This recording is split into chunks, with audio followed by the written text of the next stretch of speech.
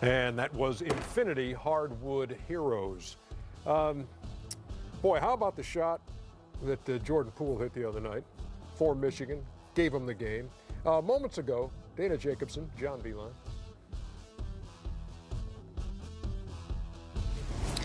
Coach, you guys needed a buzzer beater to get here. Yep. That offense struggled in the first 2 games, so how do you spark it tonight? I don't think we do anything differently. I mean, we have to just, sometimes your offense doesn't go as well when you just don't make shots. And we didn't make some shots, and you got to credit Houston's defense for that, and Montana as well. I thought they were really good. But we see some good teams, and these teams just go through this during a year. We got a really tough opponent tonight, and the shot. If we don't make some of the open shots we missed the other day, we won't advance. If we do, we can hang right in there with anybody. We know that this team has size, something you can't teach down low with Davis and Williams. Yep. How do you deal with them? Well, they're very difficult too. They do just a great job, especially off their misses. They got great 2-point percentages everywhere, and so we have to have different things that we can show them, and then keep them off the boards. You know, defensively, if Mo Wagner doesn't get a defensive rebound, it doesn't bother me as long as his man doesn't get them. Just keep them off the boards. Our guards can clean up a lot of that stuff. Then again, they have to match up with us too. They got to match up with us. So it'll be interesting to see how the game goes. And it'll be a little bit of checker sometimes. There'll be some chess. Who knows? But we'll just do our best, and it's going to be a great basketball game. Thanks, Coach. All right, thanks, Dana. Thanks to Dana and Coach Beilein. Seth is primed and ready with tonight's underdog lock of the night. I got props, Ernie. I know. I got props. That is one thing Are you going to pick it at halftime like you did last time? I got props. He picked his lock at halftime last time.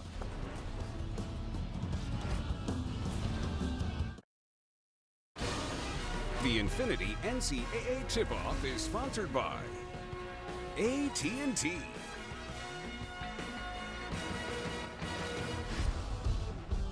You know, my good buddy Seth and I, both encouraging you to hit the bookstore or hit Amazon, because my book Unscripted, which you folks made a New York Times bestseller, it's now out in paperback.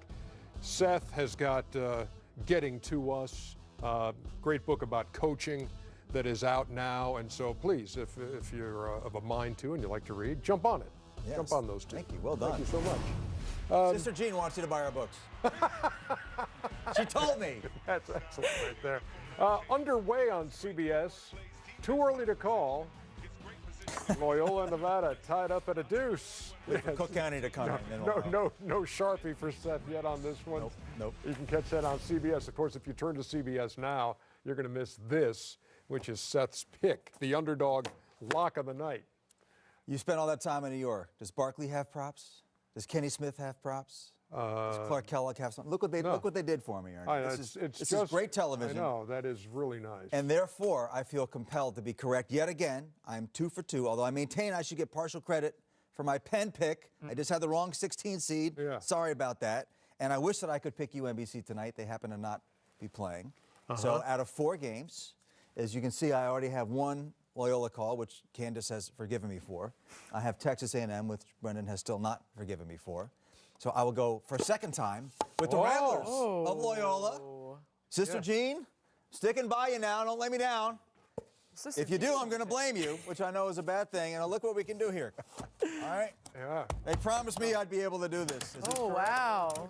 My wife is amazed that I have any kind of ability. Way to I don't even change light bulbs. use those locking props. it in. I'm ratcheting it up, and I'm locking it in. The Ramblers of Loyola will march on. You buying what he's selling? Greg, you buying what he's selling? To Mariah Musselman. Please don't hate me on Twitter. Valley teams are tough outs in the NCAA tournament, and I love the way they move the ball and shoot the ball at all 5 positions. It's called the lock, Greg. It's a lock. Lock it in. Are you buying this? I mean, I'm not going against Sister Green. I don't care what Seth says. It's Sister Jean. Yeah.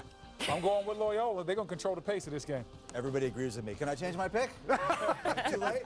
I'd change my pick if I knew how to undo totally that. Unexpected. It's only one direction. We're going to check in with the New York studio when we come back.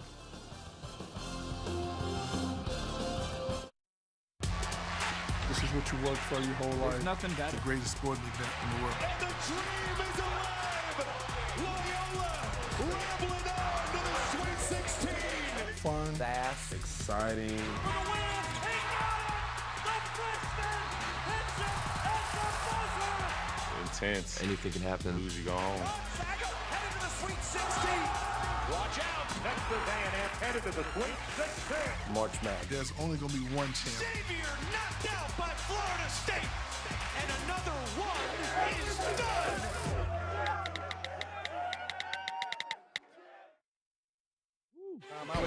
Done. Hello once again, everyone. Welcome back to our New York studios and the road to the Final Four. I'm Greg Gumbel, joined by Clark Kellogg, Kenny the Jet Smith, and on the far end is Charles Barkley. 1 week ago, we began our coverage talking about how wide open this tournament would be, and I would say thus far that parity would not be an unfair word to use. Without question. I mean, and we know the compression has happened over the last 20 years in college basketball, and we have evidence of that in this Sweet 16 field in terms of the numbers of the seeds that are still remaining.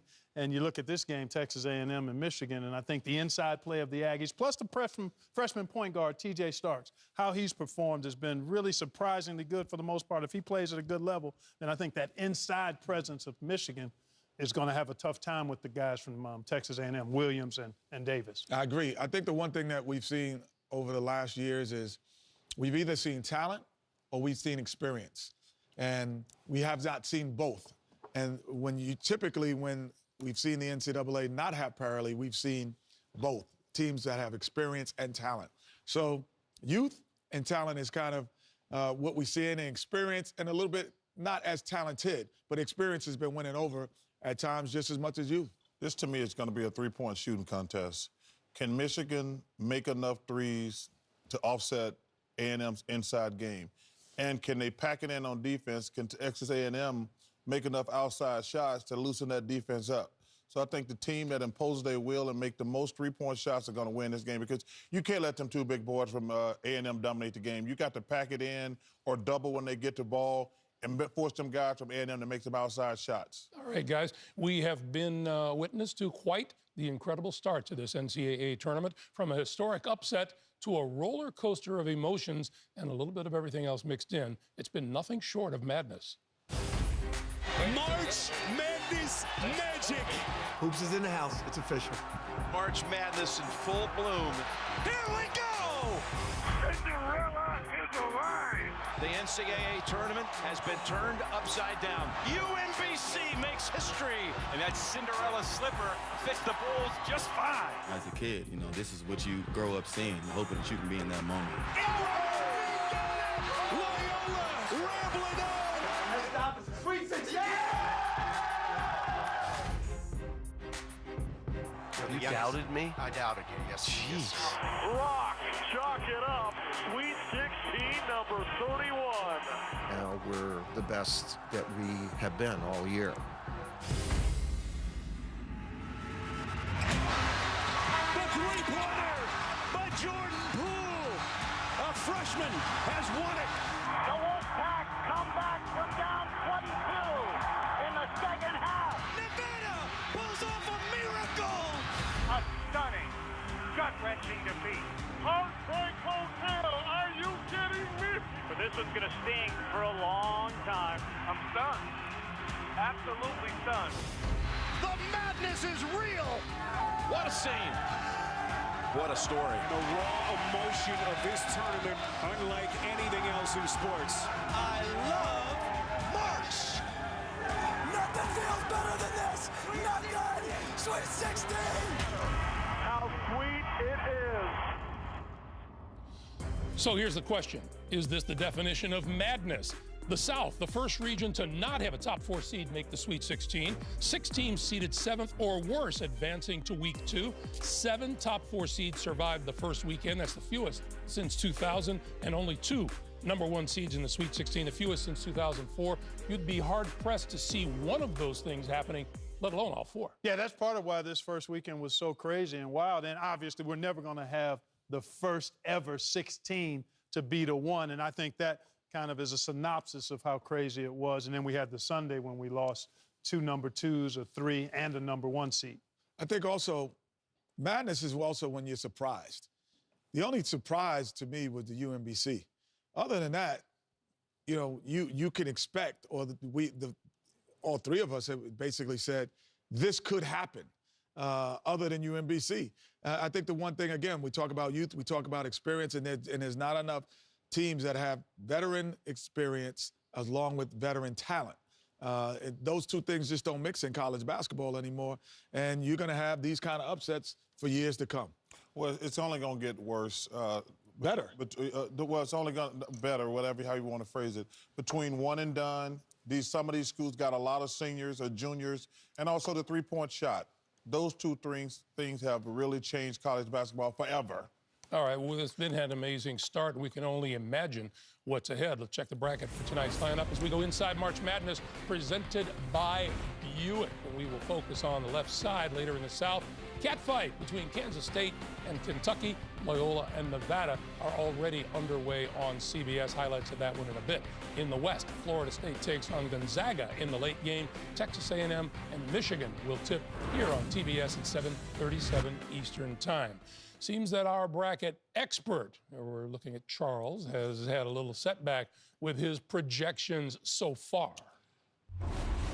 San Diego State, New Mexico State are the two teams that are my sleeper teams. That was a mistake. Thanks, Virginia, for nothing. Thanks, Rhode Island, for nothing. That was a mistake. Tennessee's going to the Final Four. That was a mistake. Man, I got a lot of X's up here now. But I've had a great day other than that. Did you get any right today? Can't even see any black ink on that thing. Would you change anything now if you could? No, I would not change a thing. So today is Chuck's lucky day. He gets a second chance. We went ahead and scrapped your old bracket and filled out this one correctly through the Sweet 16. It's a reset, Ken. Whoever did this got some of the most beautiful handwriting I've ever seen. All I want to say is, how do you get a reset button? So that's the way it works around here. It's called TV. I see. It's called cheating. I'm going with Kentucky. Kiss of death. Nevada. Florida State. And A&M. Well, I will say this, Chuck. You do not have some of the best handwriting I've ever seen. He took it down a notch. Kentucky, Nevada. I like the Ramblers in this Nevada game. They've gotten off to a slow start, but they've shown the ability to persevere. Oh, do the other side too? Yeah, you got to do both sides. Okay. Let's go Villanova. Okay. I agree with that one if they handle the ball, which they will. Texas Tech. I like the Boilermakers in that one, Chuck. Not without the big guy. Going Kansas. They'll be a little more mobile with Harms and I'm going with Duke. Kenny, is that sitting all right with you? I mean, I just feel for those teams he picked. I just feel for those teams. Where are the Clemson Tigers? I'm looking at the Tigers against KU. I'm looking at the program, but I don't see North Carolina. Do they play tomorrow? Well, you know, I was going to ask you how this felt when you watching other people play this long. How does this feel? This is the first time I've done this. It's the first time I've ever done this. I was wondering how it felt. You can explain that to me in a break. What do you normally do at this time of year? Well, listen.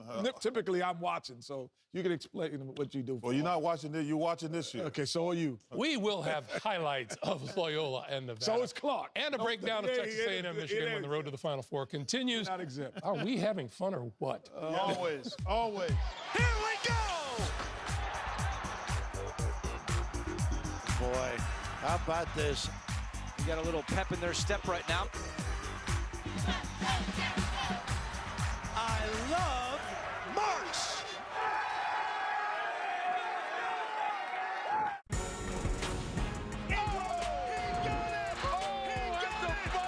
Do the Ramblers have one more miracle left? And the dream is alive!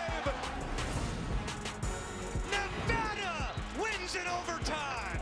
Down by 22 points. Nevada pulls off a miracle! Well, Loyola has won both its games in the final seconds, while Nevada has overcome double-digit deficits in its two games. They're in action over on CBS with a change of script. Big-time change of script because the Wolfpack, despite the mission from God's Sweet Home Chicago sign, Krutwig going to get inside and score. This was early, tied things up at 2, but Nevada's overall team speed, too much so far for the Ramblers to handle. That was Jordan Caroline off the dribble. Nice cut. One Martin to the other. Cody Martin to Caleb there. And spacing Jordan Caroline. He's averaged 20 points a game over his last 5, off to a terrific start. And the Wolfpack doubling up the Ramblers here in the first half. 20-10, and it feels like it should be more than that, doesn't it? other than a 10-point difference. Well, I think they're grinding it away. I do think that Nevada is much quicker on the perimeter. You saw Jordan be able to drive by and then also shoot the three, Jordan Caroline. But then the Martin twins as well, they can create off the dribble. I think just overall they're bigger and faster in those key positions that typically Loyola has gotten through the tournament with. Also, I think Coach Musselman probably spent the last few days saying, guys, we got to get off to a better start. We can't keep getting down 14, 20 points and keep coming back on these terrific teams. So you can see they're playing with a great sense of urgency right now. All right, coming up on TBS, Texas A&M is looking to advance to its first ever Elite Eight, while Michigan is in its second straight Sweet 16 after Jordan Poole's dramatic buzzer beater. Having been to the Sweet 16 a couple of years ago, we know how special an opportunity it is. Texas A&M onto the Sweet 16. Talk to our guys about keeping their eyes on the prize. Our goal is to get to San Antonio. We really have some good young talent on this team. They just really want to get better. Jordan Poole, a freshman, has won it. We're thrilled to be here. It's going to be a great matchup. So the Aggies and the Wolverines will tip in just a few minutes. Listening to you guys talk about this game, there is great respect among you for both these teams on the floor tonight. No question about it. I mean, Michigan is one of the hottest teams in the tournament, although they've not played that well of late. They won 11 straight, but the last two, the offense hasn't been clicking as well. Defensively, they've been superb. They've got to raise the offensive game tonight to have a chance against the Texas A&M team that I think not only is it strong inside, but they've been playing really good defense and excellent on the perimeter offensively, too. You just can't get manhandled inside if you're playing Texas A&M. Texas A&M against North Carolina did a great job of just manhandling offensive rebounds, defensive rebounds, and limiting the North Carolina to one shot. So if you're able to match that intensity on the interior, you have a chance to play well against them. On the perimeter, they're inexperienced at times. At the point guard position, having a freshman at the point guard, but he's been more than comparable during this tournament. He has not been as, I would say, Charles, as wild with the basketball and in the key moments. He has been there at times. Oh, yeah, he's had 11 to 12 turnovers, but he's made some big plays to offset his mistakes. Well, to me, this is a classic confrontation between big guys against little guys. Can Michigan make enough threes? Can they compete on the board to handle those two big boys down low? But also on the other end, I think you can't let those two big guys play one-on-one. You got to double them or play some type of zone. And then the guys from A&M, can they make enough three-point shots on the outside? It's going to come down, in my opinion, to a three-point shooting contest. But if those big boys from A&M are able to impose their will, it's going to be a long night for Michigan. Both these teams come off of very emotional wins. A&M off of the big win over North Carolina, and Michigan with a buzzer beater that ended up beating Houston 64-63. We'll see what happens. It's game time coming up after the break here on TBS. Texas A&M and Michigan. Enjoy the game, everybody. Coverage of the NCAA men's basketball tournament is sponsored by Capital One. What's in your wallet? Buick, proud partner of the NCAA. And by AT&T.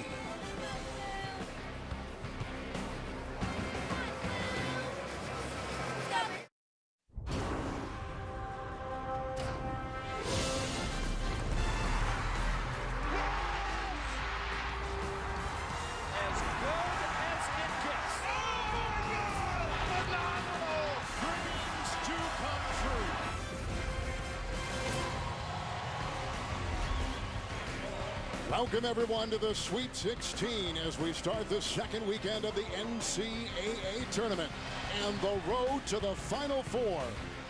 From rainy Los Angeles, it's the 7th seed Texas A&M Aggies and the 3rd-seeded Michigan Wolverines. The winner advances to the Elite Eight to play either Florida State or Gonzaga here on Saturday. And a pleasant good evening, everyone. Kevin Harlan alongside Dan Bonner in his 33rd NCAA tournament. Hall of Famer Reggie Miller. We'll check in with Dana Jacobson moments from now. Guys, the stakes have suddenly gotten higher. Kevin, they really have. And even though the top two seeds in the West aren't here, we've got 4 good teams playing really well. we expect magic. I like the contrasting style of this first game. You've got the size of the Aggies versus the agility and shooting of Michigan. Let's start with the Wolverines. A lot of buzz on the way they got here to the Sweet 16. Absolutely, Kevin. We're talking about magic, and I'll tell you something. Magic doesn't just happen. You have to have a guy in Isaiah Livers who can throw the ball, and then you have to have a guy like Mohamed Ali Abdur-Rahman who can catch the ball and then draw the attention of defense. Look, all 5 defenders, they're looking at Abdur-Rahman. Nobody's paying attention to Jordan Poole over on the right, at least not soon enough. Bang, magic. And he is a freshman with a great shot. On the A&M side, Reggie, their rebounding is kind of their story. And none better than Tyler Davis, the only Aggie to start all 34 games. And to me, he's a throwback player. And what I mean by that, he can play with his back to the basket. Great hands, great footwork. He leads the Aggies in scoring and is second in rebounds. The framework, the shoulders, can deliver in traffic and contact, Kevin. The coach of the Aggies at 22-12 is Billy Kennedy. In his 7th season, a couple years ago, he was the SEC Coach of the Year when they went to the Sweet 16.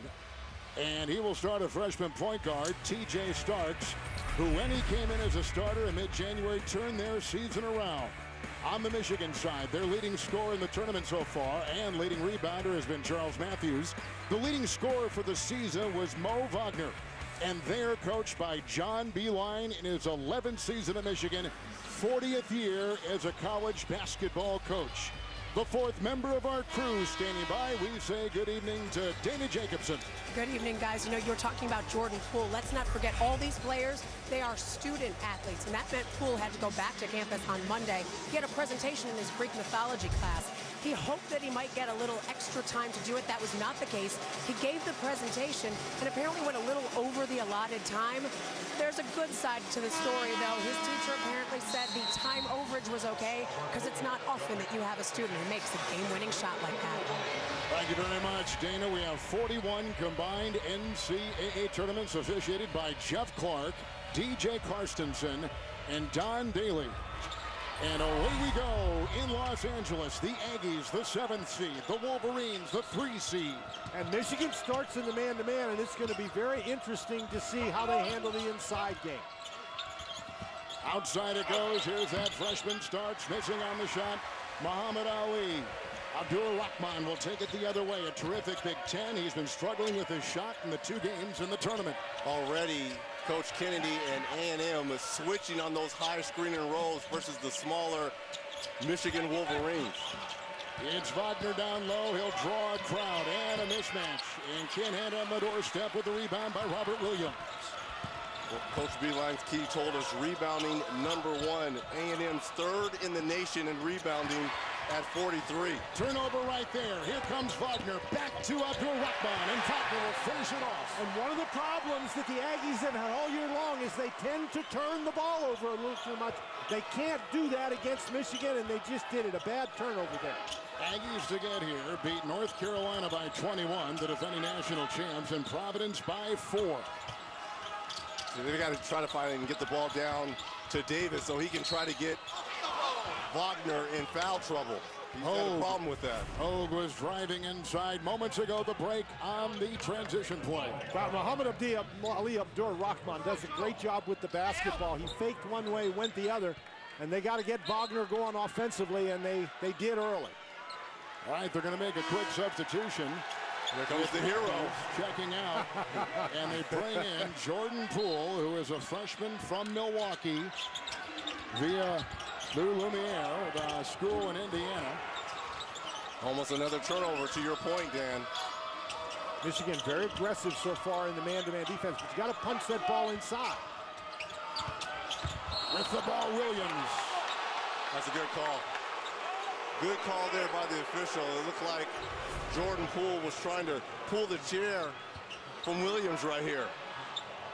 Jordan Poole in pretty good position, and great acting too, by the way. I like it. Well, he is a showman. We know that already. I like it. Stepping outside, Gilder.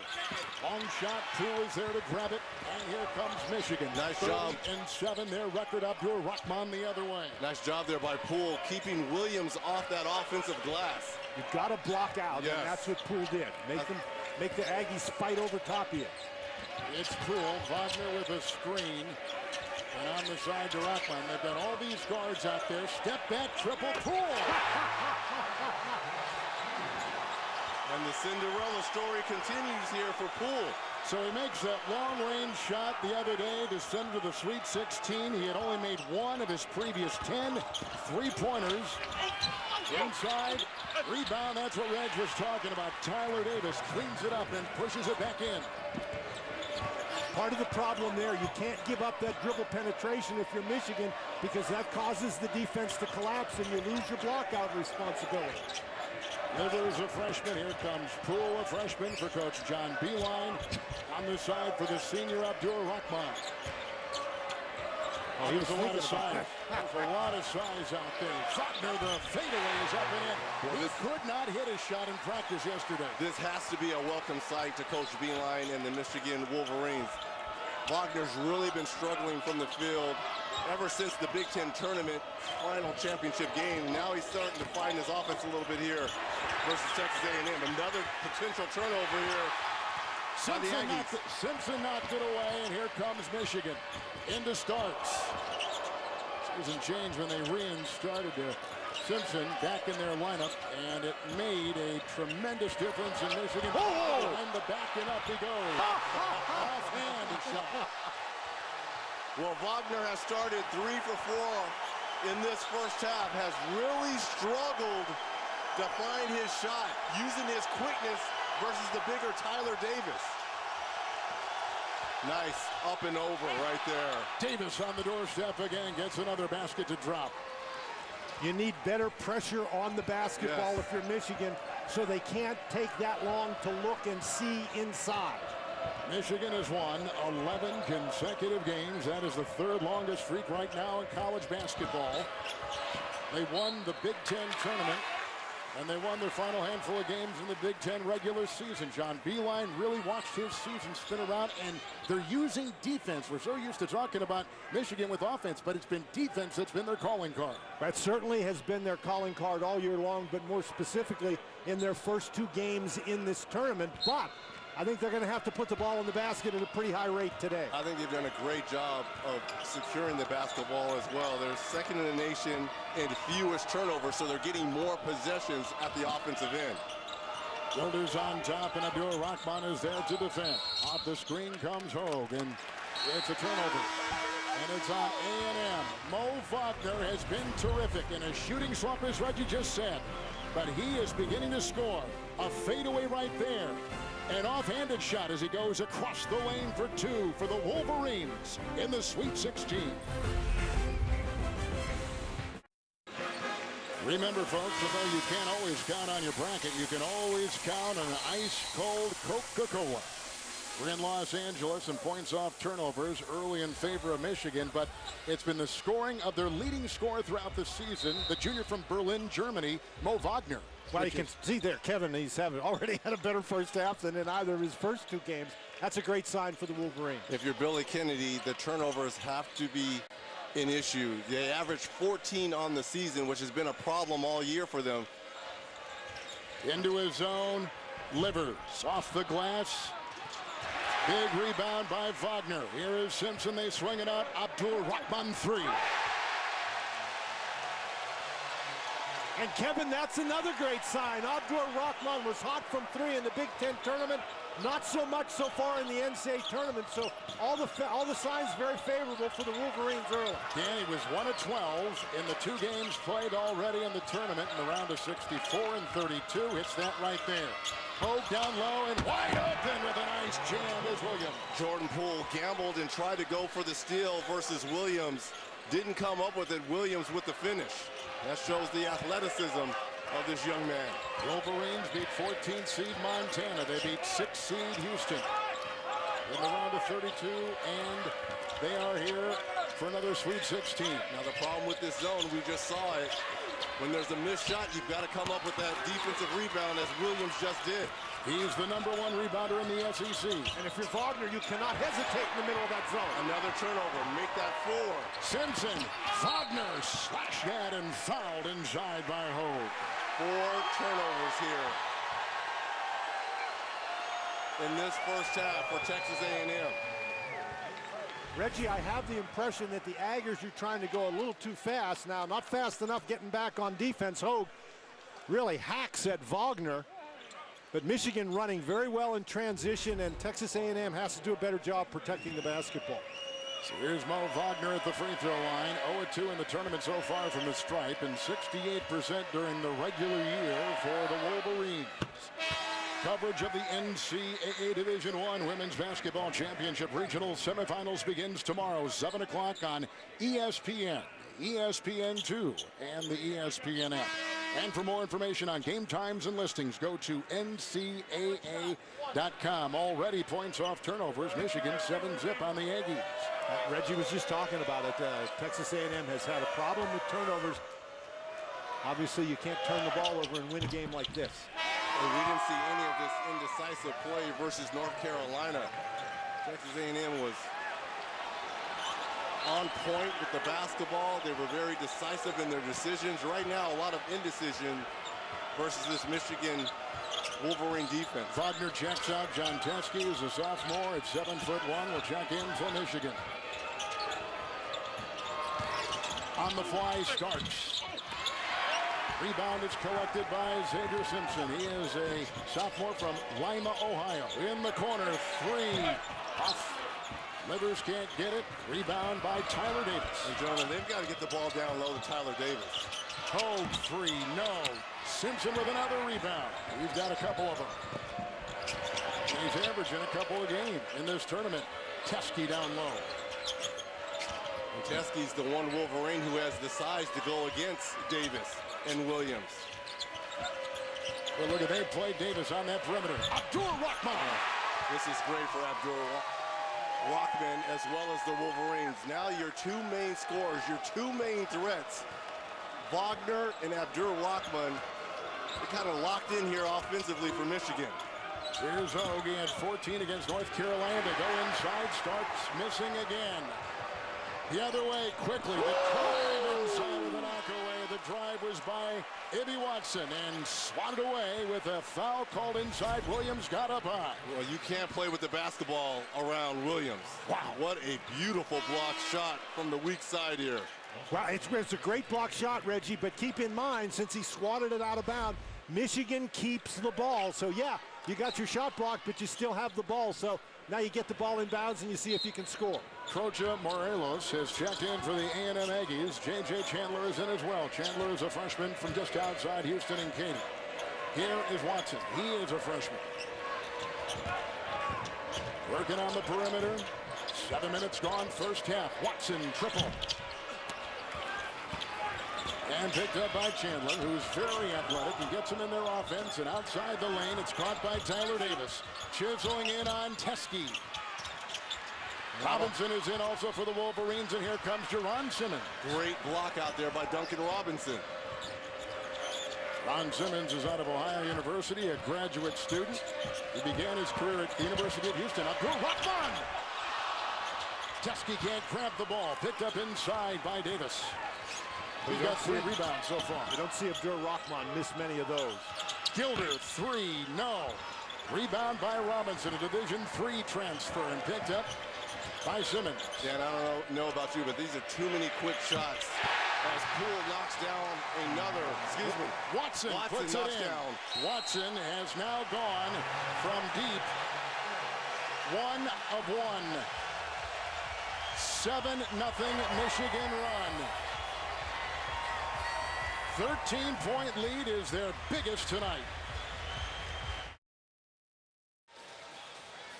Michigan's out and rolling because they're getting down on defense. There's Watson, and look at the defenders. They are all pointed in this direction. Nobody sees Watson until it's too late. A good job by Simmons getting the ball down into the scoring area. Nobody's still on Watson, and that gives him a chance to pull up and knock down the 3.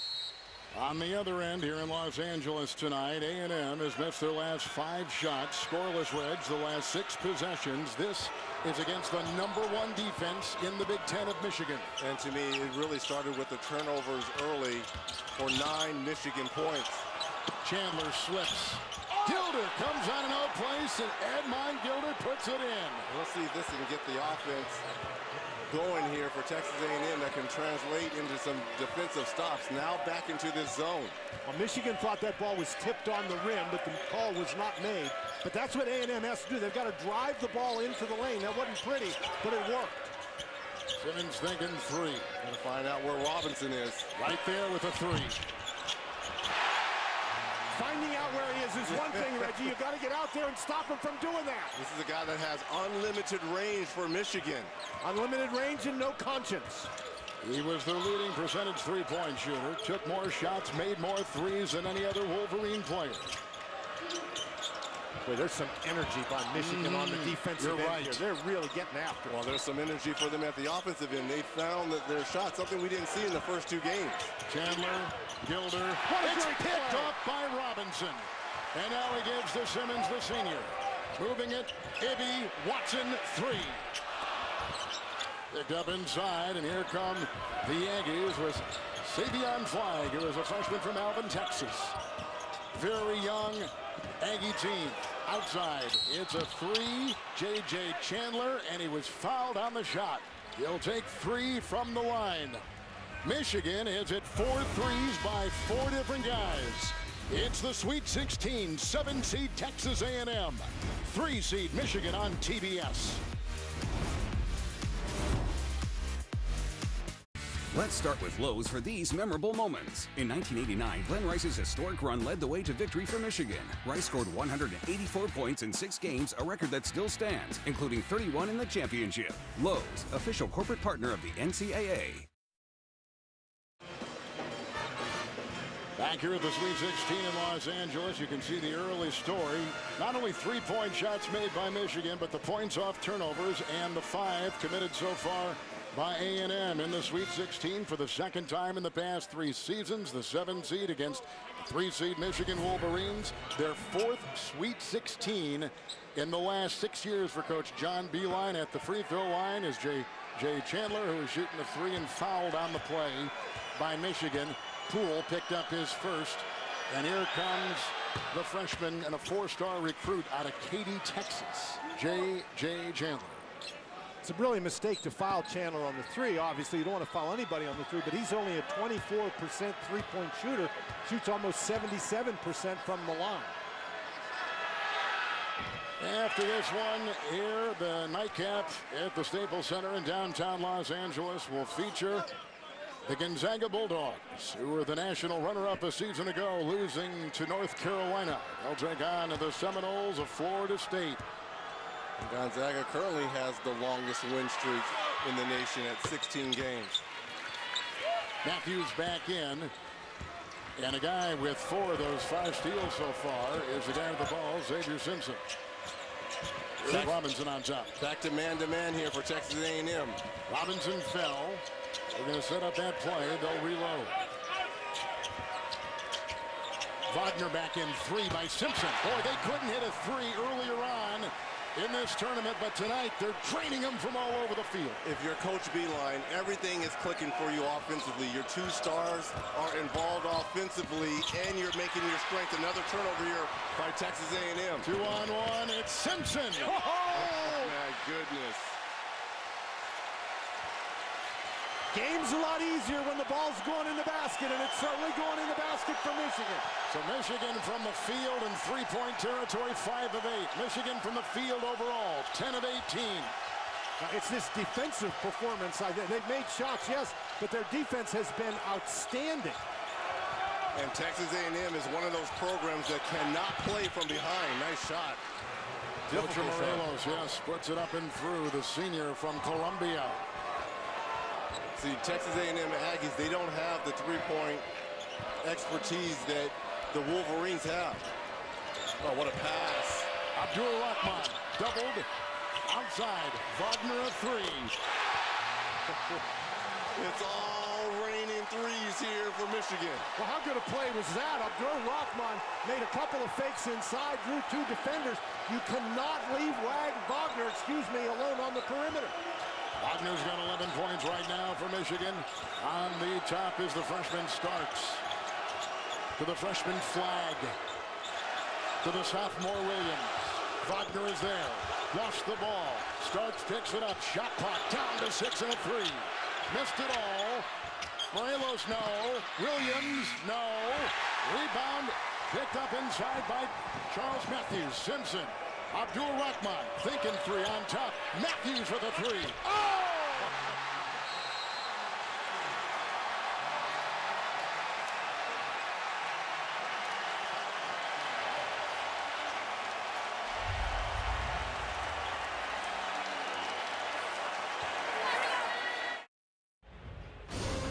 Coverage of the NCAA men's basketball tournament is sponsored by Degree Advanced Protection, Taco Bell's new nacho fries, and by State Farm, here to help life go right.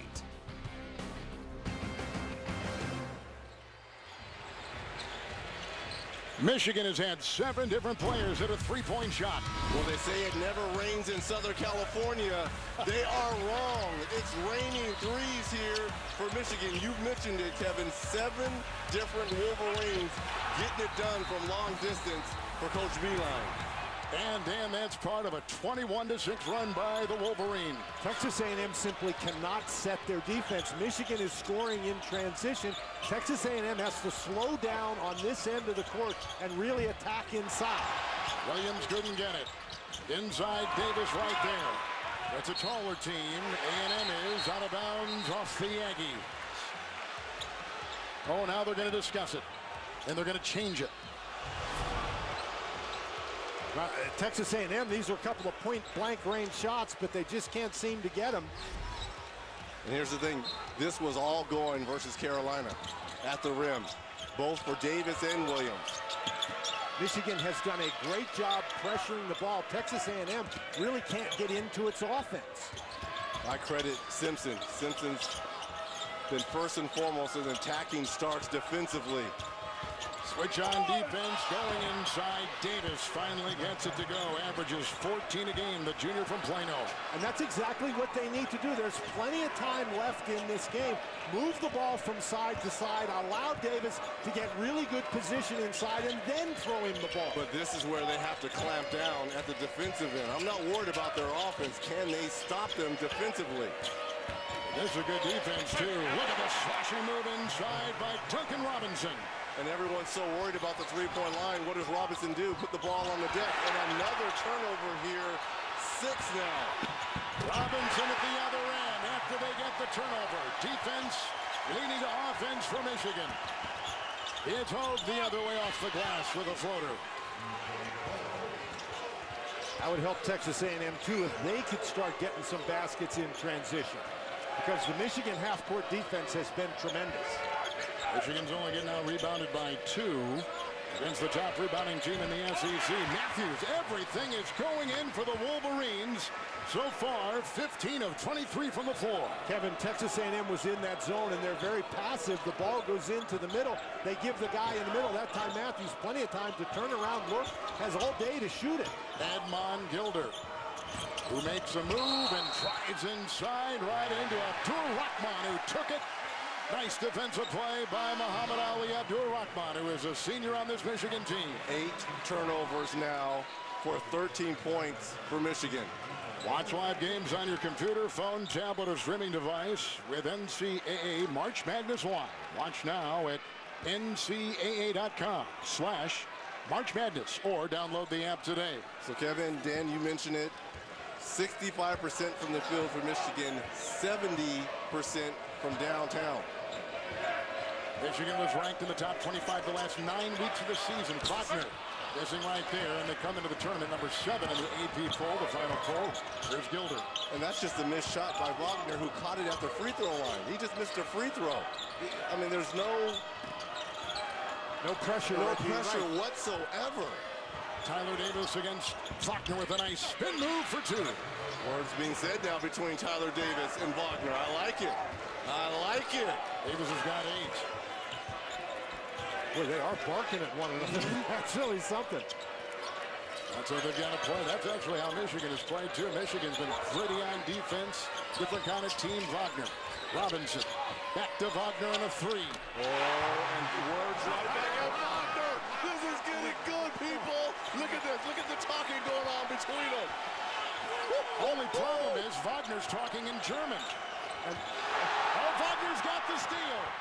from behind by Starks. The dive on the floor. The grab of the ball. The timeout. They call a timeout. Mo Wagner has been doing it all in this first half. Raining threes. And we talked about the barking going back and forth between Davis and Wagner. Here's words being said, looks.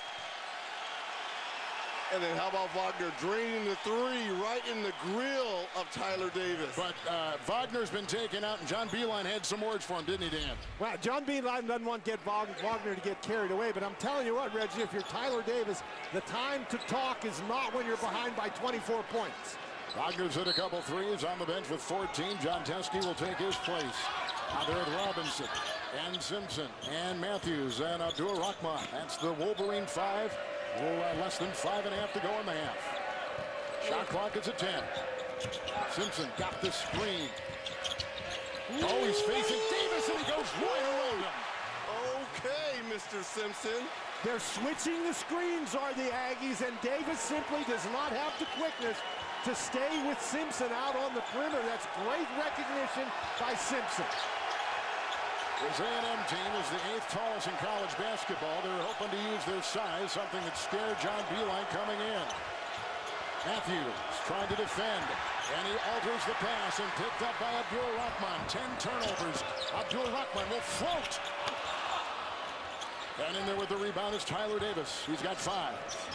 Remember, Texas A&M, they average on the season 14 turnovers. Already they have 10 here with 4:28 left in the first half. Starks with a lot of gold around him. Puts it up and in. The freshman from Lancaster, Texas. A 5A All-State player in the great state. You needed that desperately, but it's sort of all one-on-one at the moment on offense for the Aggies. Simpson 3. Teske trying to poke at it. Holt comes out of the paint with it, approaching 4 to play in the first half. A 3 on the fly. Okay, finally, back-to-back stops for the Aggies. Well, again, you're way behind, but there's plenty of time left. There's 3 minutes and 50 seconds left in the first half, and you have to figure if you're Texas A&M, Michigan is going to not make all their shots the entire game. Michigan is shooting 61%. And that's the first made 3 for Texas. Abdur Rahman, here comes Simpson into a thicket. That's amazing. They're almost scoring with impunity inside. They cannot miss. He's got 9, the point guard for the Wolverines does. A&M with Davis. 7'1" Teske out there. Nice defense inside by Teske. It's picked up by Simpson. Here comes Matthews, the Kentucky transfer. Outside it goes, Abdur Rahman. That's a 3. Man, they are straight shooting fish out of a barrel right here from Michigan. 9 of 13 shooting threes tonight for the Wolverines. But they're all alone. There's no contested shots. Starks. And a quick shot at one end is leading to all this transition for Michigan at the other. Another one. Abdur Rahman, that'll float. He had 11 threes in the Big Ten tournament. Dan mentioned it earlier. They shot great, he in particular, in the Big Ten tournament. And John Beilein was not concerned about his little slump in the first 2 games of this one. Here's Hope. Step back triple. Look at the shots, though, they're trying to attempt to take versus what Michigan is getting. And who's getting all the 50-50 balls on the floor? Good point. Simpson, Charles, Matthews 3. Teske is there to clean it up, and a foul on A&M inside. The Wolverines shooting just below 60%. They've hit 9 threes. They're doing it with turnovers and converting at the other end with triples in this Sweet 16 from LA. I'm Greg Gumbel in New York with this game break delivered by Pizza Hut. Loyola of Chicago was down early, didn't matter to them. Marcus Towns, 3 of his 9 in the first half. That puts Loyola up 28-24 over Nevada at halftime. Let's get you back to LA. All right, Greg, thank you. And, of course, Loyola of Chicago out of the Missouri Valley Conference. They've won that postseason tournament in St. Louis. You can see Gonzaga. They've reached that Sweet 16 4 consecutive years. Dan, the thing about Michigan, which has kind of been their theme, it's been different guys at different times. They're not built around one player. No, they're not, but Robinson is certainly a guy who's one of the players around whom they're built. He makes another three. Kevin, it's not only that they're spreading out their offense, but their defense has been their calling call all year. Inside they go with a floater put up and in by T.J. Starks and fouled on the play. And for the record, when Duncan Robinson scores 6 or more points for Michigan, they're 26-0. Has 10 already in this first half. Simpson picks up his first personal foul. Well, they probably win a lot of games when they score 52 points in the first 18 minutes of the first half, too. But see, that's the beauty of this tournament. To win 6 games, you're going to have to play a variety of ways. Michigan did not shoot the ball particularly well in their first 2 ball games, but they found a way to advance. Now their offense has caught up to the rest of their game. Michigan has made 20 shots on 14 assists, a very efficient first half. Helps when the ball goes in the basket, like Dan says. And only 1 turnover. Wagner back in, pick and roll. Too easy. Matthews comes flying off the side. Rebound by Tocha Morelos. Wagner just missed the layup, that's all. There was really no pressure. Interestingly, Wagner at times does have trouble finishing close to the basket, but that was wide open. Something has to go wrong for Michigan, doesn't it? Tocha Morelos working his way into Robinson. Shot clock at 9. With a shove and a foul, and it's going to be on Michigan's defense inside. Well, Duncan Robinson could not do a better job than he just did defensively. I think Matthews is going to pick up the foul. And, you know, we're talking about the defense. There was a story about Robinson about how they used to call him Unkin because there was no D in Duncan because he didn't play defense. But that has gone all by the boards now. He has really developed his defensive game. Jordan Poole is checked in for Charles Matthews for Michigan. Starks on top. Simpson will defend. Put in by Flagg, who came flying out of the rafters to slam her home. You have the opportunity to do that if you drive the ball to the basket, and Texas A&M has not been very effective driving the ball to the goal so far today. Yeah, but how about defense by Simpson one-on-one versus Starks to create that very difficult shot? It's the 8th best defense in the country of Michigan. Here's Simpson with the drive, rejected on the play by Williams. His second block, racing the other way is Edmond Gilder. Robinson is there to defend. Great transition defense by Michigan. They really did a nice job. Shot clock and game clock are one and the same. Michigan 15-0 off of the turnovers. Starks dancing, Poole defending, triple, book it. Starks nails it. And the freshman hits the 3. Michigan hit 10 threes.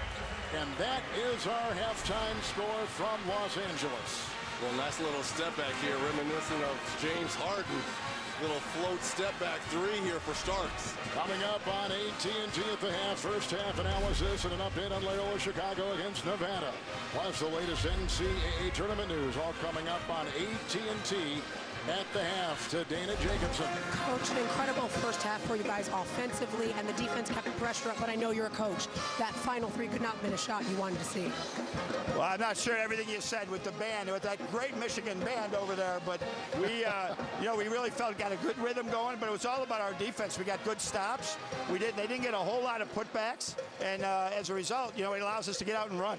And you guys have a huge lead right now. What do you need your team to do in the second half to keep that? Well, guard like we did in the first 18 minutes of that half. We did a great job, and then try and get out and run, but don't stop shooting it when you're open. We still got to be aggressive. Thanks, Coach. All right, thanks, Dave. John Beilein came from West Virginia, his 11th season in Ann Arbor. This is the best team he has had by far with the Wolverines. We take you to AT&T at the half after these messages. You're watching the NCAA Men's Basketball Championship on TBS, the home of the Final Four.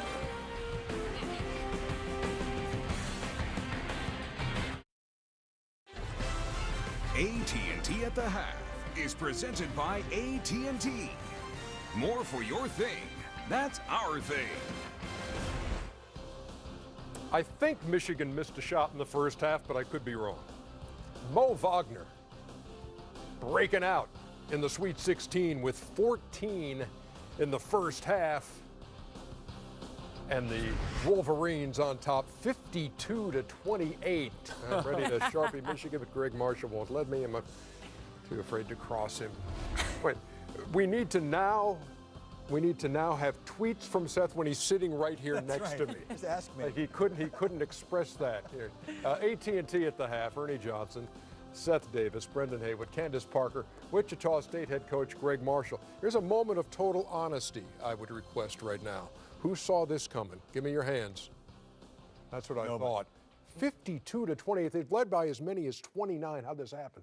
How about the fact that, but for a miracle shot, Michigan isn't even playing in this game, and Texas A&M won its last one by 21 points. This is the Michigan team that we've been seeing really the second half of the Big Ten season. We saw them in New York City for the Big Ten tournament. They played poorly last week. This is as well as they've played at both ends of the floor. Obviously, total domination. And it's a team-wide effort. Everybody, 7 different guys have made threes. Let's take a look at some of the early highlights from the first half, and these are going to be predominantly John Beeline's Michigan Wolverines. Wagner behind the back dribble. Yes. They call that the Haywood, that move. Nah, they don't call.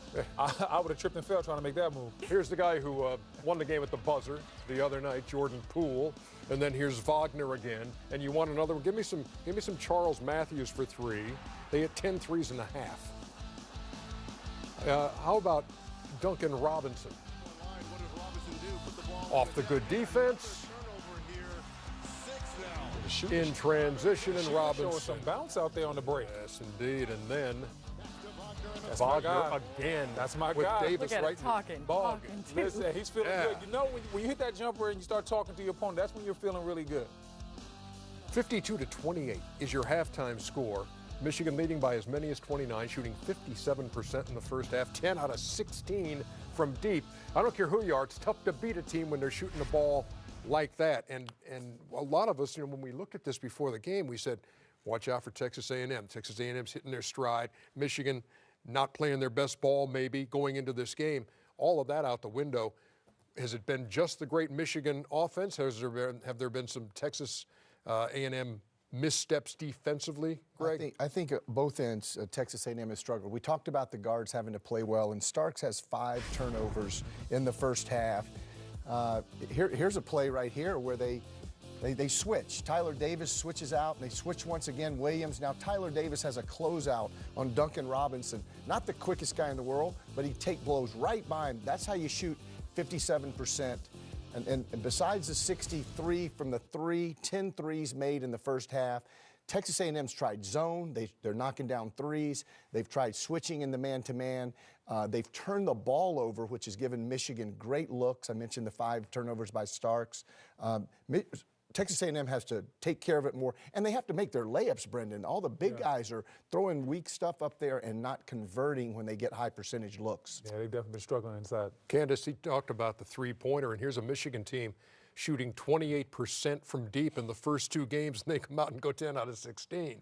I mean, we knew Texas A&M was great at defending the post, defending around the rim, 205 blocks this season, but you know, they just don't look like they're able to extend out beyond the three-point line. They've thrown different looks at them. They've gone zone, but a lot of their closeouts are late, and Michigan is a great catch-and-shoot team. Obviously, in the secondary break, you see corner 3, just too late in transition.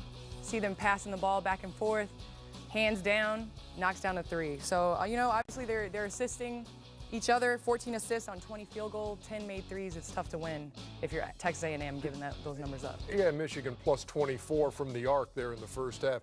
You focused in the pregame show on Mo Wagner and said, okay, here you go, Sweet 16, this is a chance. And boy, he's taken advantage of it because in the first 2 games, Well, as my good friend Seth knows, I love to focus on the big men. And Mo Wagner, the first 2 games, he was only averaging 8.5 points per game.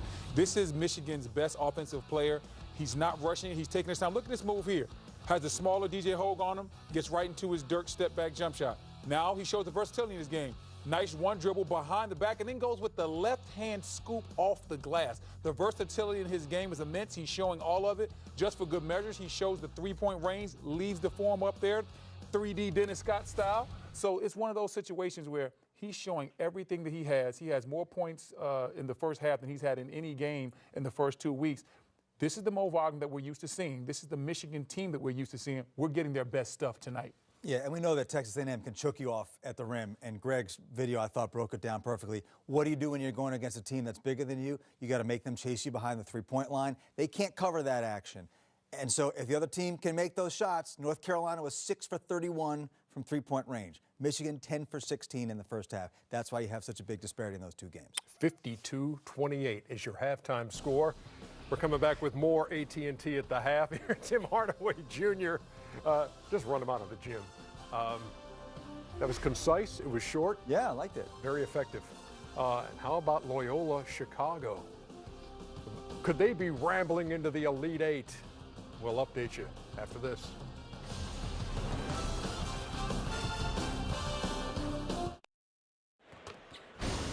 Coverage of the NCAA men's basketball tournament is sponsored by Bud Light. Enjoy it with friends. Enjoy it fresh.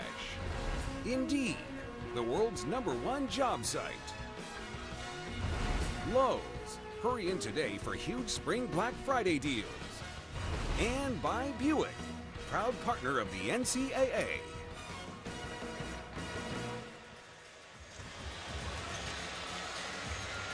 Back in Los Angeles, let's take a look at the first half stats powered by Google Cloud. And it's been a very interesting first half of Michigan. I don't know, Kevin, how you could have played much better than the Wolverines did. Go to ncaa.com/bracketiq for more.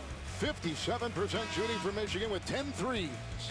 Yeah, it was a flawless first half for Michigan. A +24 from beyond the arc. And to me, what was more impressive than all the threes, they generated a lot of their offense from their defense, turning the Aggies over 10 times, 5 of those by Starks. And again, 10 of 16. If you're Coach Beeline, this is something you did not see in the first 2 games, knocking down threes. How does A&M get back in this one? Well, they have to start by not turning the ball over, first of all, and then I think they have to slow down. They still have plenty of time. Remember, Nevada came back and beat Cincinnati. They were down 22 midway through the second half. So you got to slow down. You got to get good shots. You can't turn the ball over. Can't have transition. Maybe call Sister Jean and ask for a few prayers. That could help. Let's go over to Dana Jacobson. Guys, it sounds like you were in the A&M locker room there at the half. I talked to Coach Kennedy. He said it's quite simple. It felt like we got hit by a buzzsaw. We've got to stop the turnovers. And he told his guys to take it slowly, that it doesn't have to be you make up the whole deficit in one play. Tyler Davis gathered the entire team outside the locker room, and he told them, guys, we can do this. We can do this together, one play at a time. Well, the points Michigan has scored in the first half, this the most of any NCAA tournament game since 1992. Inside they go with a slam by Williams. Well, that's a nice way to start this second half off. Wild shot there by Davis, but a beautiful finish by Williams with the putback. But now you have to string a few stops together and get some timely threes. You got to put a little bit more pressure on Michigan. Too easy. They go inside goaltend as Matthews throws down low to Wagner, who gets 2 more. Reggie, you're absolutely right about that. You're not going to come back in the game if you trade baskets with Michigan, but I think on the plus side for Texas A&M, really good ball movement, really good player movement. They got the ball inside, and when that does, that collapses the defense, and that allowed for that offensive rebounding opportunity. Let's see if they can duplicate it. Williams and Davis down low. We've got Gilder and Hogue, and here comes Williams again, who will take it in with another two-handed flush. Not 2 pretty easy shots to start. The Michigan defensive intensity not there here early in this half. And they've extended their press up a little bit too. A little 2-2-1 pressure here for Texas A&M. Rivers to Simpson, screened by Wagner. He'll take a 3. And that's the problem, you know, Texas A&M with their big guys can dominate inside, but they have not been able to guard the versatility of Mo Wagner. Wagner on 3-point shots tonight is 3 of 3. Came in 3 of 5 in the first 2 games. It's Livers who knocked it away. Reels it in. Wagner, Simpson, and they'll reset with Abdur Rahman with a 3. My goodness, is he on target tonight? Are they on target tonight? 12 of 18 for the Wolverines.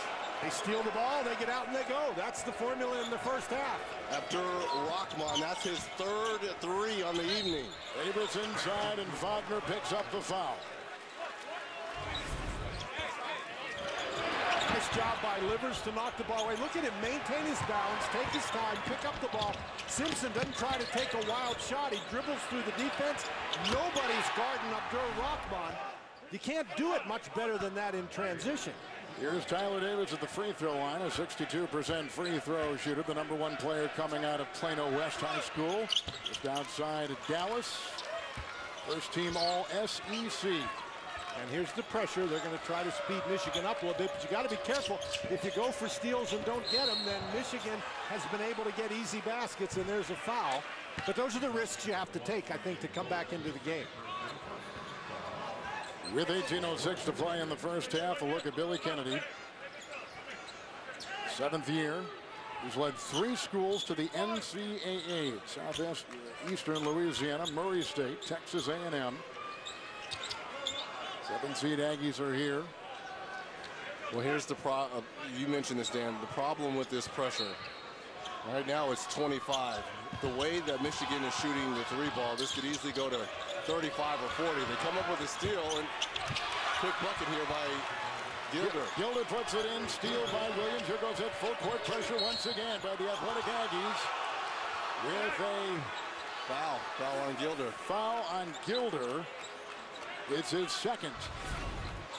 Quick steal. Look at the length in the hands here by Williams. Comes up with the steal. Well, first of all, you can't throw the ball to that corner and allow the guy to be trapped. And if you catch the ball in that corner, you got to get out of there. Freshman Livers will come out. Robinson will come in for the Wolverines. And to clarify something we said going to break, this is the best B-line defensive team. I forgot that word as he has had the many years, over a decade in Ann Arbor. This is the best. We're gritty. And we're locked in outside. Robinson with a 3. Just barely grazes the rim, picked up by Hogue.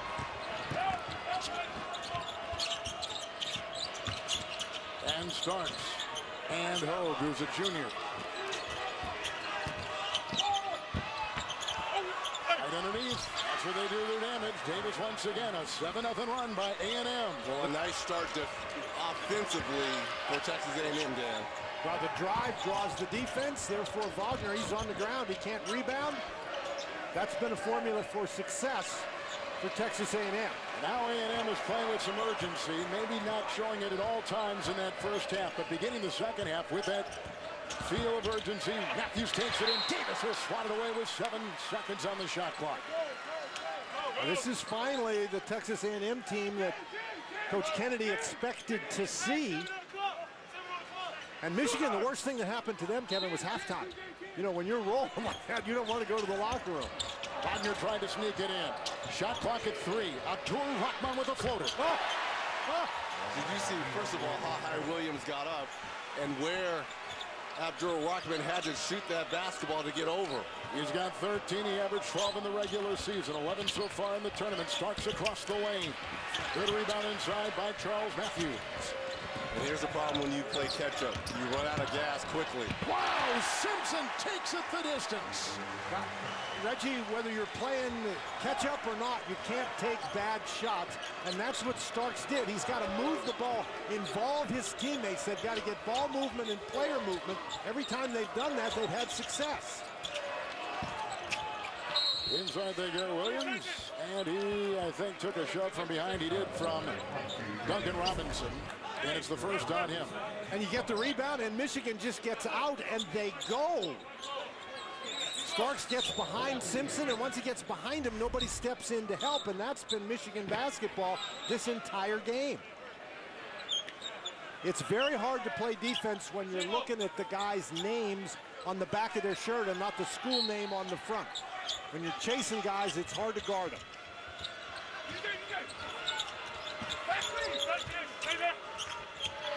Here's Gilder and Davis with Wagner defending and doubled by Simpson, and outside it goes for Starks. Shot clock at 7. Oh, good rebound, but down hard goes Williams. And it is vacuumed in by Xavier Simpson. Ahead Matthews. Wagner outside. Abdur-Rahman a 3. Rebound pulled down by Tyler Davis. He's got 6. It's actually a surprise when they miss one. Right. But that was, again, that was a wide open shot.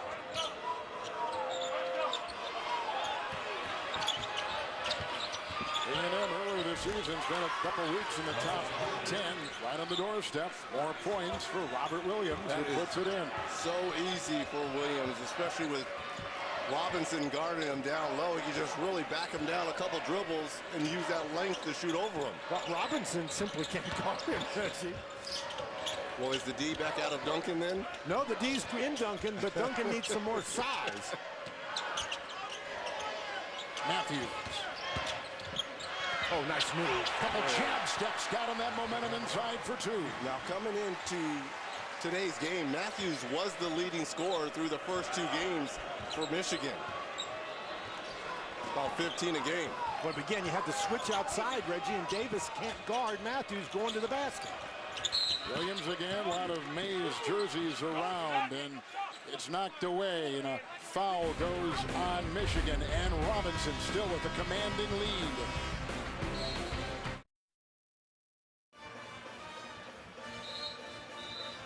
Want more tournament action? Hey Siri, show me the March Madness games. Nice picture of Los Angeles with a $50,000 jackpot. It's high stakes, and the winner takes the pot. Snoop Dogg presents The Joker's Wild. All new April 15th on TBS. You're home for the Final Four. Florida State is going to take on Gonzaga in Game 2 here in Staples, downtown L.A. Coming up as Flag will inbound. And the Aggies are down 66-41. Coach Morales will put up a 3. He's only a 31% three-point shooter, too. Well, we talked about timely threes for Texas A&M, along with this extending defense here to start this second half. Teske is in. There's a foul as Robinson was trying to work through some traffic, and it's an A&M foul called inside. 14-17 to play here in the second half. That goes on J.J. Chandler for the first time. You heard John Beilein tell Dana going off at halftime is that his team couldn't get conservative. They still had to get shots and take the shots that they were able to earn. Good ball movement that time resulted in the foul call. If Michigan wins their 3rd Elite 8 appearance in the last 6 years, if A&M wins their first Elite 8 ever, cross the lane, Matthews. What a move. He is so good going to the basket. You have to stop him, make him shoot a jump shot. Morelos with another shot, and Hogue is in there to punch it back up and in. Now that's really the first time today with a quick shot that Texas A&M has been able to get the rebound. For the most part, Michigan has been doing a great job with their blockouts. The only other offensive rebounds have been after dribble penetration and ball movement. Simpson with a lot of nifty moves. Matthews is right there, but double. Shot clock is down to 9. Teske with a screen. And the Wildcat Kentucky transfer goes inside and gets it to go. Matthews is absolutely shredding up this Texas A&M defense. Everyone talked about the size coming in to this matchup. Matthews, look at that. There's 3 red jerseys around him.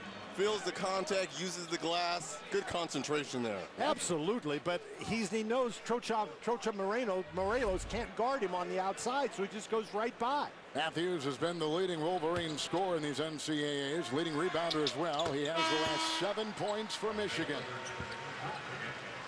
Teske will leave. Livers will come back in, so they get a little bit smaller right now with this change. Now you can switch everything because you don't have the twin towers on the floor here for the Aggies in Williams and Davis. 30-win season for Michigan. 22 wins for A&M. Hogue was trying to defend, and Robinson got caught, and that is his 3rd, I believe. Yes, it is. 3 on Duncan Robinson. Quickly, Wagner will come off the bench and check in. So the Wolverines tonight have taken 20 three-point shots. Of the 46 shots overall they've put up, 43% of the Wolverines' shots have come from three-point range. They made 333 as they came into this season. Well, Texas A&M, they are shooting at 69% in this second half. but yet they are down by 23. 3:33 into this postseason for Michigan. Simpson. A mismatch inside. Abdur-Rahkman, his dad's a small college coach in Pennsylvania. Rebound pulled down right there by Flagg. J.J. Chandler. Simpson will defend him. Simpson was coached by his dad at Lima Senior High School. He was the Ohio Mr. High School Basketball, which comes with a lot of praise and a lot of competition. He signs with the Wolverines. They go back to the bench, and they bring in Ibi Watson, sophomore from Pickerington, Ohio. And Kevin, they've used their bench a lot. They played 10 guys in the first half. John Beilein not afraid to go to the guys on the bench. And everybody who's played has contributed. Watson before tonight had only played 3 minutes total in the first 2 games of the tournament. And tonight, he's played 4, but he's hit a 3 as he came in early off the bench. Gilder gets a mid-range shot up. That will not drop and picked up by Matthews. Boy, Matthews is a good rebounder, too, isn't he? In the right place. Here he tries to slither and try. Unbelievable. And he was able to see just a slither of daylight between those Aggies defender. Matthews going off right here in the second half. He really attacks the goal. And as you can see, once he gets in there, he can finish. Almost knocked away by Watson. Just under 12 to go in the Sweet 16 game. Knocked away. Chandler tried to spin. Matthews comes up with it with another steal inside. Kevin, and that was Simpson who was there waiting for him. And when he spins back in, Simpson picked that one off. 6 steals for Simpson.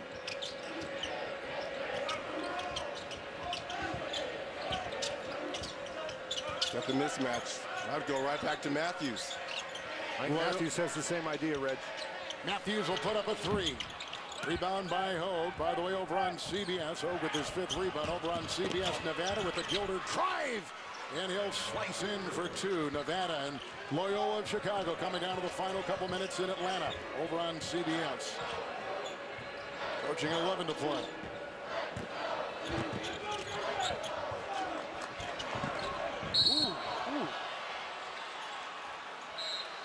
Leverage knocked down and ball was kicked. It is off of A&M. Matthews has the last 9 Michigan Wolverine points with a move right here to the hoop and another 2. Who's going to make the most shots? Who has more points in the second half? If your bracket's already busted, play the Capital One NCAA Tournament Run Game on NCAA.com and in the March Madness live app. Moments ago, little collision between a couple guards. Well, we are in Hollywood, and if you're J.J. Chandler, my application to the Reggie Miller School of Acting is in the mail right now. Here's Poole back in. He had that game-winning 3, buzzer beater of the day in the round of 32 for Michigan. 16-footer here by Simpson, short off the fingertips of Wagner and out of bounds. And here comes A&M the other way. In the second half, Dan, they're shooting 67% compared to the 38% shooting they had in the first half here in L.A. They actually have slowed it down a little when they've run their half-court offense. They've been able to also get out in transition a little bit. Michigan plus 27 points from 3. They go inside, and the defense is there from Livers. That's a bad pass. He just couldn't get it over Livers. And again, we see the Michigan defense stepping up. That's a tough pass. Yes, very hard pass. A lot of times you should just throw it off the backboard and let the defender turn around and go get it. Abdur-Rahkman with a drive. And a beautiful floater inside by Abdur-Rahkman. 64th consecutive start tonight. 141 games played in the Michigan maize and blue. 5 Michigan Wolverine players in double figures. 3 starts. Rebound. Davis, the deuce.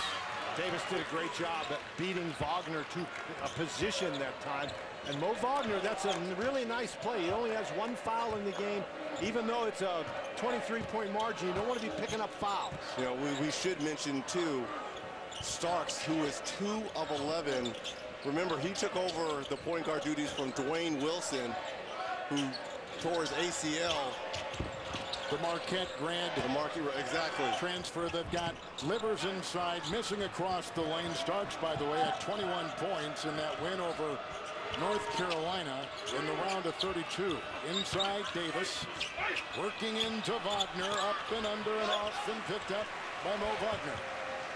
You know, they were upset about Wagner. The Michigan people were using his hands and getting fouls called, so they ran a special drill for him in practice where he had to hold tennis balls so he couldn't put his hands on anybody. Looks like that has paid off because he's really doing a nice job. He only has one foul. Here's the drive inside by Abdur Rahman. Dancing with Davis and against the two. Dana. Talking about that drill, I talked to Mo about it yesterday, and what he told me was that it basically told him and reminded him he has to use his legs and his feet more, so he was able to do that in practice, and as you said, it's paying off today. Chandler with a drive and a foul right into the teeth of that Michigan D. You know, it's interesting with the Michigan offense. They hand the ball to Matthews, and he scores like 9 in a row.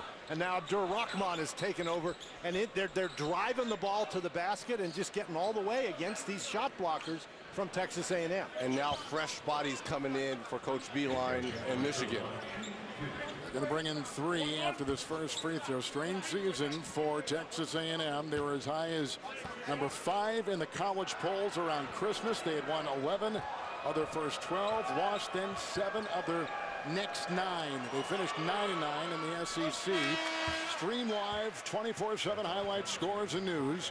Free across all your connected devices with CBS Sports HQ. Check it out now at CBSSportsHQ.com. They had suspensions, they had injuries. They really had a tumultuous type of year, but they kind of gathered themselves, finished strong with a string of wins to end the SEC regular season, Dan, and here they are in the Sweet 16. And obviously they're here because they just dismantled the defending national champions. And this is one of the reasons why Michigan's performance is so impressive, because Texas A&M came in here on a roll. Rahman will break it. Here comes Simmons. Nice scoop pass inside to Wagner, who was shoved down the play and fouled. Had Simmons stayed in the MAC, the MAC conference, he would have been probably the player of the year in that conference, but he decided to go to Michigan and thought he would probably have a bigger role. As it's turned out, his role has been kind of third in line among those point guards back there, taking the place of Simpson. But Kevin, to your point that you were making earlier, that everybody contributes in their first game in the NCAA tournament, was Simmons, who came off the bench and really helped get the Wolverines going. But Abdur Rahman has been a rock star with 19 points for the Wolverines tonight. From outside and inside with slashing drives. It's Davis across the lane. There's a shove and a Wagner foul for Michigan. Abdur Rahman, as well as Matthews, are putting on a clinic on putting the ball on the floor and getting all the way to the cup and being able to finish. And they're finishing both oversized as well. Well, there's no question, but Abdur Rahman is a guy who really looks for that drive. He looks to drive the ball to the basket. He's missed a couple there today, which is unusual for him, but he can really finish. And Matthews has just been intact mentality this entire tournament. John Teske checks in. Gilder finds himself in the bottom half of the circle. And here's that full court pressure now for the Aggies. See if they can get a quick steal here. Here's Abdur Rahman. His confidence is back. His shot on the fly is up. That was a little bit of a force that time. He was looking for the foul. Gilder inside. With the tap right there by Simmons. What a great job by Simmons. 7.5 to go. Michigan trying to get to the Elite Eight with a very elite defensive team. Gives them a larger margin of error, too, in case their offense isn't going. Tonight, their offense is going. A turnover with a nice deflection, and they get the 2 and a foul on Simmons and put in by J.J. Chandler. Great hustle, deflection by J.J. Chandler, getting out in transition. Michigan has come to Hollywood, and boy, have they looked and played the part. 3-point shooting. The defense is there, and the Wolverines looking to advance on TBS. Time for power in the Paint, presented by Powerade. Well, we've been talking about the bigs for both of these teams, but it's been the power of Charles Matthews in this second half, taking the ball to the hole, finishing in contact. Look at all the red jerseys around Matthews. 14 points on 6 of 9 shooting. Reggie, you don't have to be 6'10" and weigh 250 pounds to play a power game. Sometimes you create your inside play by driving it to the basket, and that's exactly what Michigan has done today. Chandler can't get that three-point play to go. Our congratulations to Loyola. There's a steal by Chandler and a three by Ho. And off the fingertips, Williams could not reel it in. Loyola Chicago from the Missouri Valley has won. And they will take on the winner of K-State and Kentucky coming up on CBS. Offensive from foul. Atlanta. There's an offensive foul, and it goes on Charles Matthews, who will pick up his third. Reggie, who took that offensive foul? It's the guy from your acting school, although didn't have to do much acting that time. That arm did shoot out there. We should note, as we have it back in the first half, this is a good A&M defense. 11th in field goal defense and 5th in block shots in all of college basketball. Yeah, but I really felt they got punched in the mouth in that first 10 minutes at both ends of the floor, especially from three-point range. Wolverines, 30 wins for the 4th time in school history. They've won 31 twice in school history. Abdur Rahman takes it hard inside, met a couple and fouled by J.J. Chandler, who picks up his third for the Yankees. Reggie, you're absolutely right about the way this game started. Not only was Michigan making threes, but their defense was so aggressive and energetic. It forced Texas A&M, I think, to play faster than they wanted to. Quick shots, turnovers, led to transition baskets, and once Michigan got rolling, there was no stopping them. Chesky checks out for the Wolverines. Abdur Rahman gets it out to Matthews, who's out there with Wagner and Simpson and Robinson. That's the Wolverine 5. Hogue is out there, along with Gilder, Davis, J.J. Chandler. There's a knockaway inside by Williams. A rejection, his third block shot. Here comes Chandler with a lot of speed the other way and uses the glass for two. Boy, way to maneuver through the defense there by Chandler to come up with that basket. That's the first time the lead has been under 20 in quite some time. 8-0 run by the Yankees. We talked about magic before the game. Does Texas A&M have some? They got a lot of ground to cover. Yes, they do. 5.5 to go. Simpson the crossover and the feed. Rahman with a three. Abdur Rahman puts another. He cannot miss. 22 points with 4 threes. Inside they go. The spinning Davis. Wagner is there, grabs the loose ball. Here comes Michigan 2-on-1. And Mo will slow it down. Nice decision there by Wagner. Take time off the clock here. Run your offense.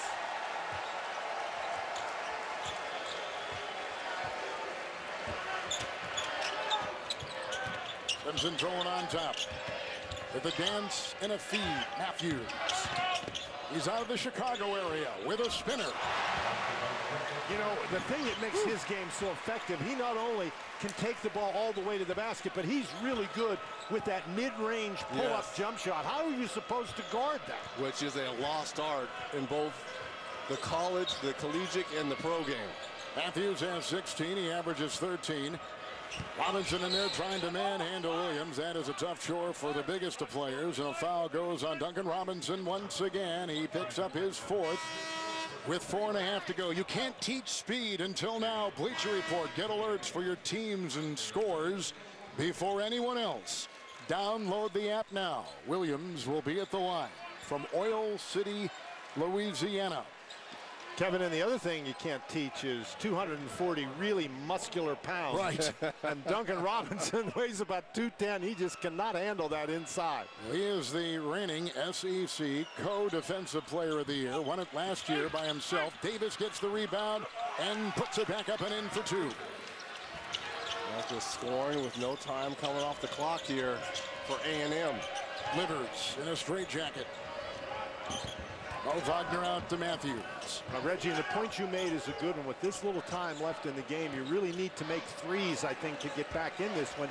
And that's just not Texas A&M's game. They are not a three-point shooting team. Simpson, Matthews, he'll dance with Davis. Got to send help. That's not fair to Davis. Oh, what a tough shot. That is absolutely not fair to Tyler Davis to be on an island trying to guard these wings here for Michigan. Abdur-Rahkman and Matthews have accounted for 27 of the last 29 Michigan points. Hogue, long shot won't go. Tapped inside and retrieved by Matthews. Out to Abdur-Rahkman. He's got 4 guys trailing like Wagner.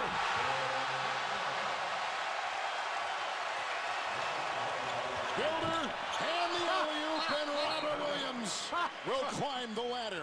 Well, now there's a response. It doesn't really help you very much, but wow, what end-to-end action. Well, you always want your bigs to run the floor, and we've seen this from both sides. Wagner running the floor here for the Michigan Wolverines.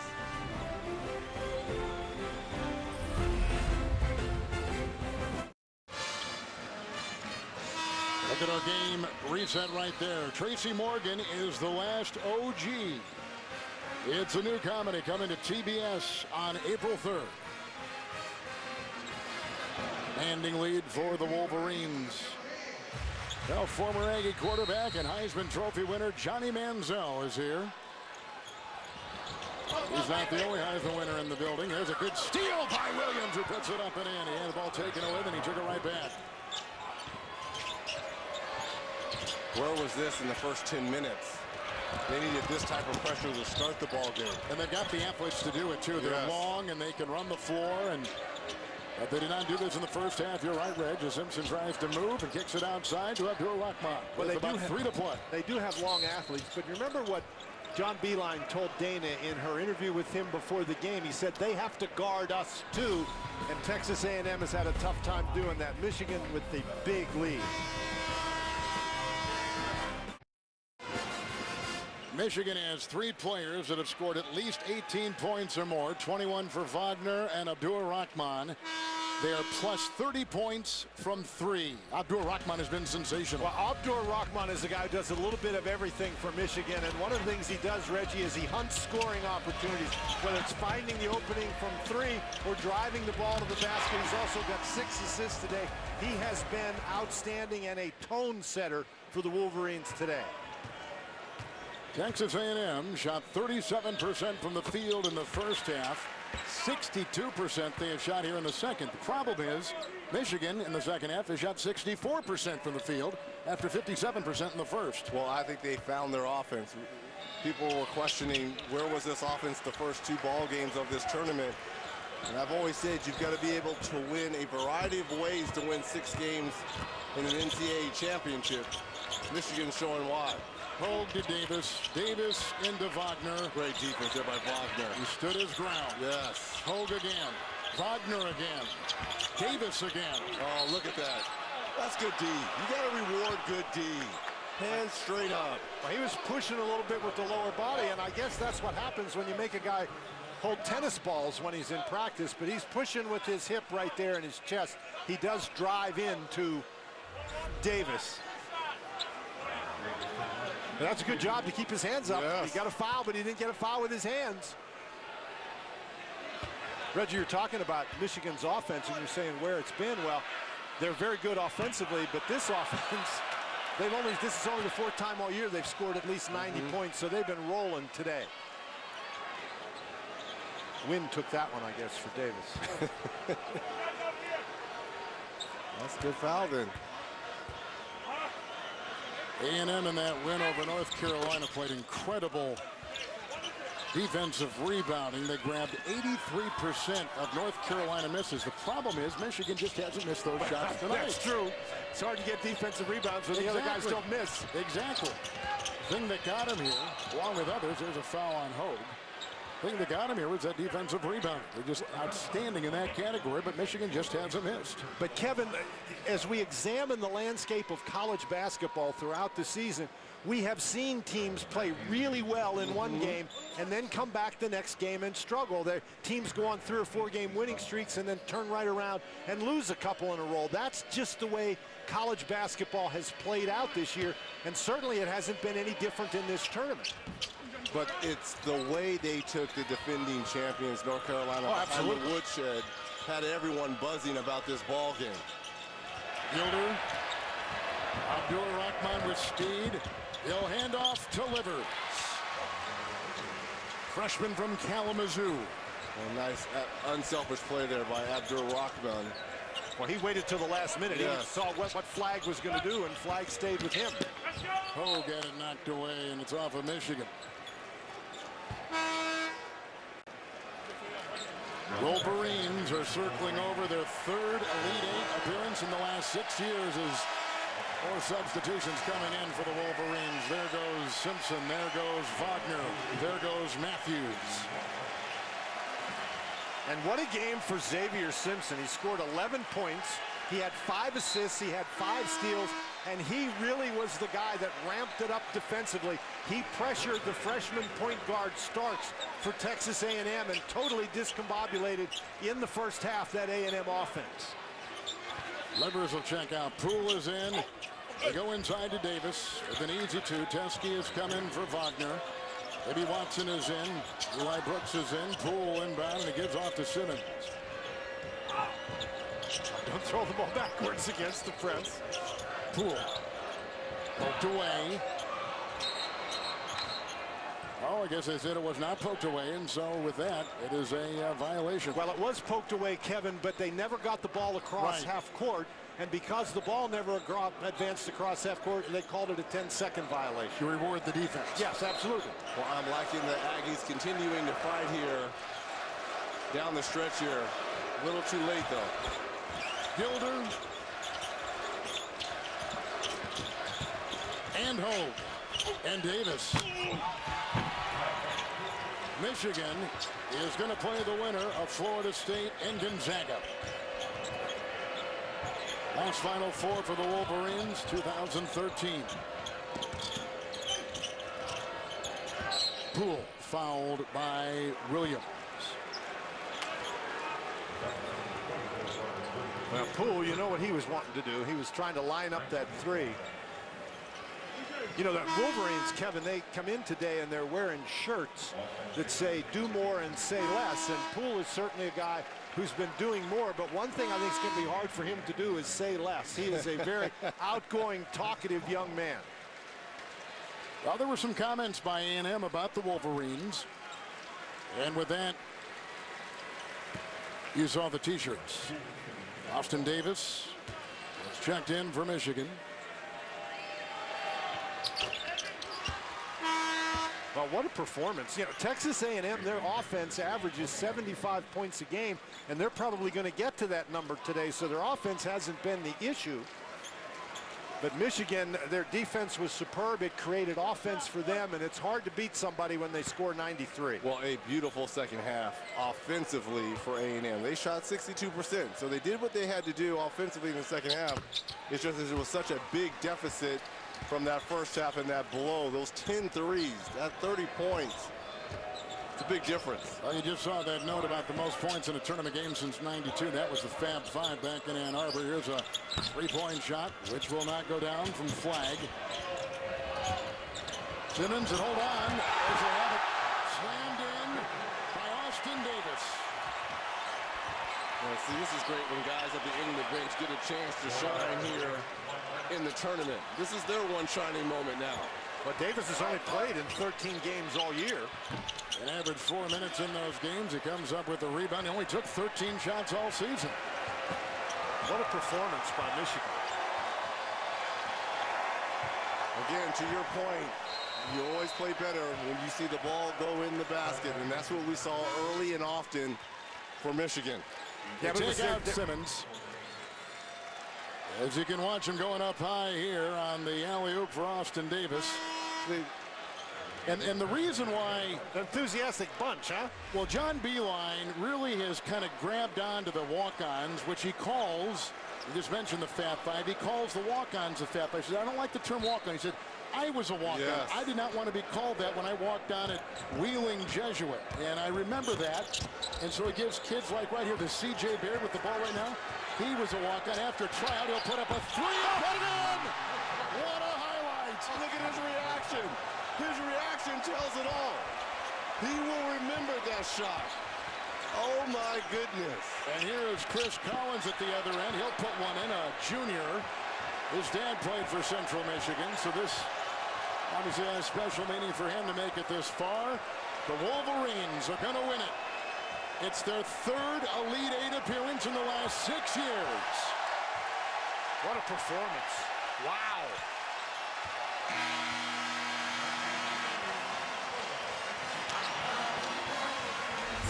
Wins for Michigan. 99 points for Michigan, Kevin. Amazing.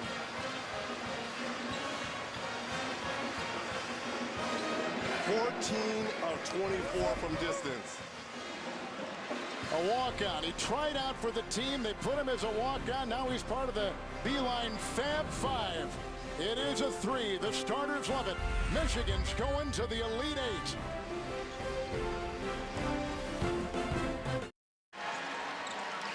The Wolverines tonight hit 14 threes by 8 different players, taking care of the Texas A&M Aggies. And now they will play the winner of our game coming up here in Los Angeles next. The Seminoles against the Bulldogs. Let's swing it over to Dana. All right, guys, I'm down here with Coach and Muhammad. Guys, I know you're having a great moment together in this game. Coach, you said at the half you couldn't let up. Your team didn't let up. What can you say about this performance? I mean, they're so powerful inside, but when we were making threes like that, all those tough twos they were scoring in basket aren't going to come back and beat you. But these kids really play together. Did you see our assist numbers? I mean, it's incredible how much they look for each other. This senior right here just played his tail off. I mean, in every single way.